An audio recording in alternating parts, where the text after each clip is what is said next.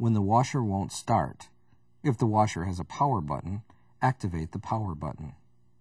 If there are no lights on the display, check to make sure the power cord is still plugged into the grounded 3-prong outlet. If plugged in, a simple way to check the outlet is to use a known working lamp or hairdryer to check to see if the outlet is operating.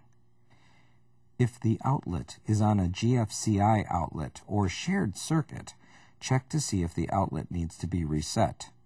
Next, check to see if the fuse is blown or circuit breaker thrown in the household circuit panel. If the outlet is the problem, call an electrician. If there are lights on the display but the washer won't start or run, check to see if the delay feature has been activated.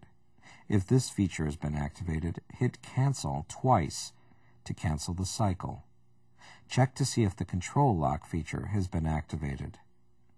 Check to see if this model has a clean light. If the clean light is on, the door was not opened after the previously completed cycle. Open the door and reclose.